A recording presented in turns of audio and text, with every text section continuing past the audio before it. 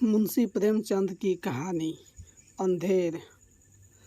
साठे में नागपंचमी के दिन सभी जवान लड़के ने अलग अलग रंगों की कुश्ती के कपड़े सिलवाए। ढोल नगाड़े बज रहे थे क्योंकि कुश्ती का मुकाबला होने वाला था। महिलाएं आंगन को गोबर से लिपकर गीत गाती हुई नाग देवता को पूजन के लिए कटोरी में दूध ले जा रही थी। साठे की तरह ही पाठे दोनों गंगा किनारे बसे हुए थे। दोनों ही गांवों के बीच हमेशा से ही मुकाबला होते रहते थे। साठे के लोगों का गर्व था कि वह उन्हें कभी पाठे वालों को सिर उठाने नहीं दिया। ठीक इसी तरह पाठे वालों को इस बात का घमंड था कि उन्हें कभी साठे वालों को किसी मुकाबले में जीतने नहीं दिया।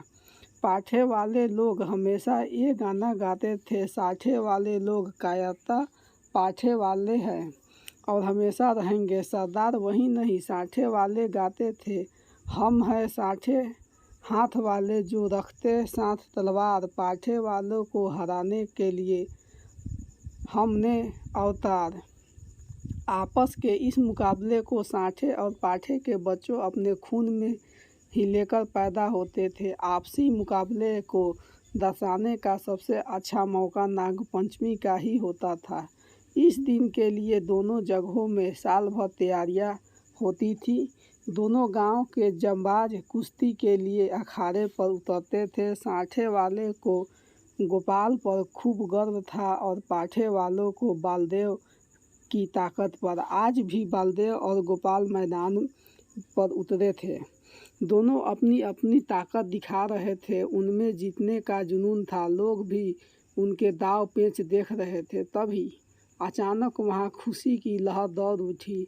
अपनी खुशी का इजहार करने के लिए कुश्ती देखने के लिए खड़े लोग कभी पैरों उछालते, कभी टोपी तो कभी बर्तन एवं बतासे उछालते। वहां मौजूद लोगों ने गोपाल को गोद में उठा लिया और जश्न मनाने लगे। बालदेव और उसके जीतने की आस रखने वाले लोग मन ही मन निराश हो गए। रात के 10 बजे का समय था। हल्की बिजली चमक रही थी, बारिश पड़ रही थी और पूरी तरह अंधेरा था। सिर्फ वहां अब मेढकों की ही आवाज़ आ रही थी। अंधेरा इतना गहरा था कि साठे की झोपड़ियाँ भी नज़र नहीं आ रही थी। गांव से थोड़ी दूर पर खेत थे जहां फसल लहलहा रहे थे। वहां जंगल जानवर की आवाज़ आती थी। इसके अलावा कोई दूसरी आवाज़ आती तो रोंगटे खड़े हो जाते थे। उस अंधेरे में आग की लपटें ही सहारा होती थी। उस लहलहाते खेत की रखवाली करने का जिम्मा हर रात किसी न किसी का होता था। अब किसानों का गांव था तो खेती बाड़ी की चिंता तो करना तो बनता था। इस रात खेत की देखभाल करने जिम्मा गोपाल का ही था।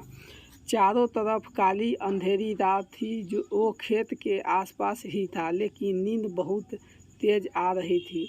वह किसी तरह से अपनी नींद को भगाने की कोशिश कर रहा था। इसी कोशिश में कुछ देर बाद गोपाल हल्की आवाज़ में गाने लगा। तभी गोपाल को पाँव की आहट सुनाई दी। कान लगाकर गोपाल इन आहटों को सुनने लगा और अब उनकी नींद भी गायब हो गई थी। वो डंडा हाथ में लेकर इधर उधर देख रहे थे। तभी उसके सिर पर किसी ने जोर से लाठी मारी। वो नीचे गिरा और रात भर वहीं बेहोश पड़ा रहा। बेहोशी की हालत में भी उस पर कई बार वार किए गए। उस पर वार करने वाले को लगा कि वो मर गया, लेकिन ऐसा नहीं था। हमला करने वाले पाठे के लोग थे जिन्होंने अंधेरे में अपनी हार का इस तरह से बदला लिया था।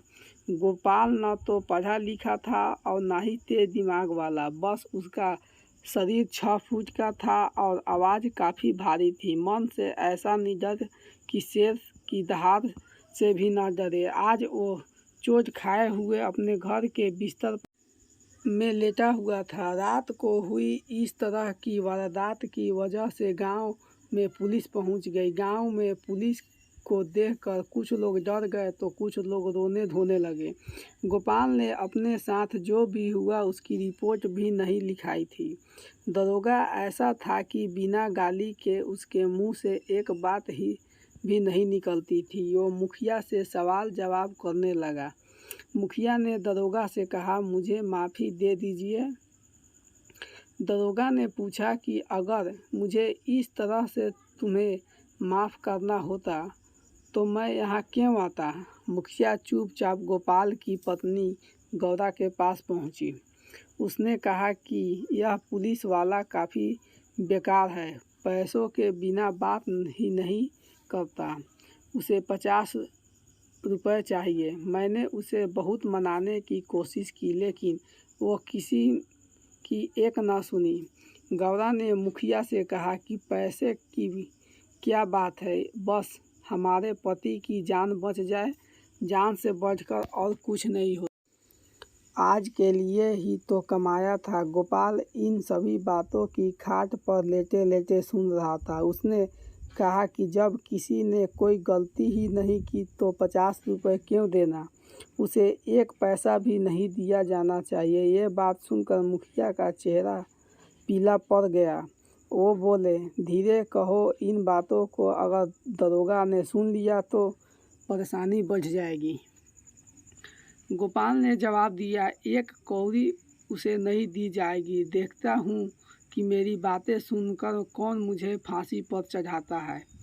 तभी गौरा ने मजाक में कहा कि ठीक है, आपसे मैं पैसे मांगूं तो बिल्कुल भी मत देना। इतना कहने के बाद गौरा अंदर गई और एक पोटली में पैसे लेकर आई। फिर मुखिया को पैसा दे दिया। यह सब देखकर गोपाल को बहुत गुस्सा आया और मुखिया पैसे लेकर तुरंत भाग गया। मुखिया पैसे लेकर बाहर आया। दरोगा भी वहीं मौजूद था। उसने गोपाल की बातें सुन ली थी। उसके मन में हो रहा था कि गोपाल पैसे दे दे। अब 50 रुपये बाहर आते आते 25 हो गए थे। मुखिया ने 25 रुपये दरोगे को दिए और चला गया। मुखिया ने गोपाल को शुक्रिया कहा। पूरी गांव वाले के सामने मुसीबत टालने का सेहरा मुखिया ने अपने सिर पर लिया है और उसकी प्रतिष्ठा बढ़ गई। इधर गोपाल ने गौरा पर गुस्सा किया। अब गांव में सत्यनारायण की कथा हुई। देवी देवताओं की पूजा अर्चना होने लगी। आखिर गांव में से मुसीबत जो टली गई थी। सभी लोग मिलकर सत्यनारायण की कथा सुनने लगे। गोपाल भी चादर ओढ़कर कथा सुनने लगा। वहाँ गांव में कई प्रतिष्ठित लोग भी मौजूद थे। पटवारी ने गोपाल से कहा कि सत्यनारायण की वजह से ही तुम किसी तरह की आँच नहीं आई। गोपाल ने अंगड़ाई लेते हुए कहा कि सत्यनारायण की महिमा तो नहीं पता, लेकिन यह अंधेर जरूर है। कहानी से सीख, मुसीबत पड़ने पर दिमाग से काम लेना चाहिए। यूं ही किसी पर कभी भरोसा नहीं करना चाहिए। आपको ये कहानी कैसी लगी, नीचे कमेंट करके हमें ज़रूर बताइएगा। आगे और कहानियाँ सुनने के लिए चैनल को लाइक और सब्सक्राइब ज़रूर करें।